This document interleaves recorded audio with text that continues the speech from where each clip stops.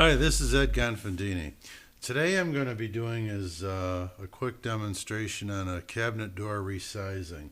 In this current job, there were a couple things that I was doing, and actually built a brand new sink base to house a farm sink. And in doing so, what that does is changes the height of the existing doors. And because this was a refinishing job, what I was doing is I took the existing doors. So the methodology of this whole thing is the first thing you do is determine what your overall new height is going to be.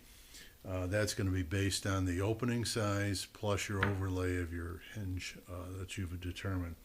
So I cut the overall height of the door, cut off completely the bottom.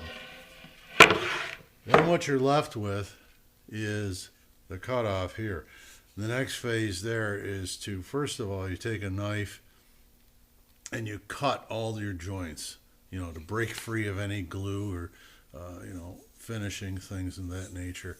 So knock these things off and you clean up any excess chips or residue, anything that's stuck on there. Then what I did was I determined that what I was going to do was, because I can't get these panels out to run them through a shaper, what I'm going to do is leave it in place.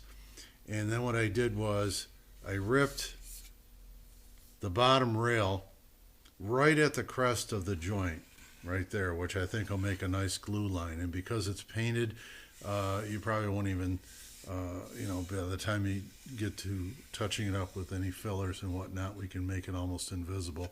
Plus, this particular door system, what we're doing here, is meant to be a little bit distressed anyway, so it's more forgiving. So anyway, I did that at that point. Then what I do over here is I take the other door, because this is going to happen to both of them, but this is further along. Put in a straight edge, calculate what you're going to need to do. And I always love to use the Bosch. So these are the highest quality jigsaws. And they have a special down cutting blade, which they use for laminate. That's when I've been using these things for like 30 years.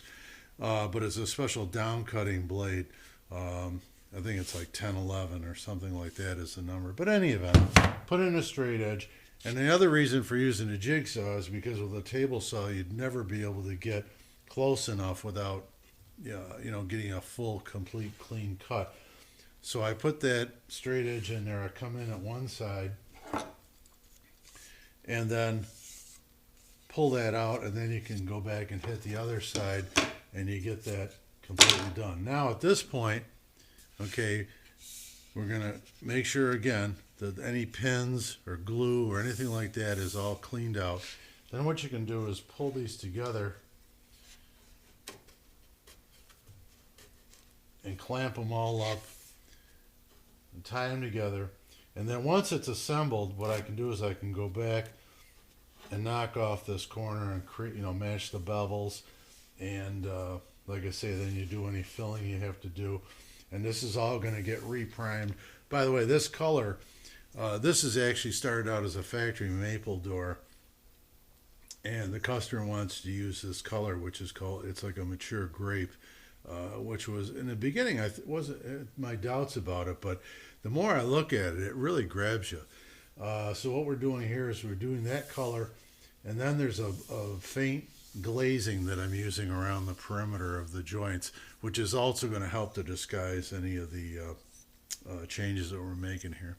So in any event, further along, all I got to do now is basically finish up the process, glue it up, and you'll have a brand new pair of resized doors that'll fit the new opening of your project, whatever you're doing. That way, if you make a change in an existing kitchen system, you can take the old doors and rework them. Now, if you were to need to reduce the width or change the width, that can be done as well. That's a little different method. Actually, it's a little easier.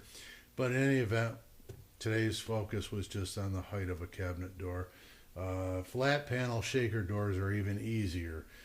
This one's a little more complicated because of the raised panel. And as you can see, This particular one is a lower grade factory cabinet because they actually use a particle board core and then they put a veneer wrap on it, versus the old method was you'd glue up solid panels and then machine them.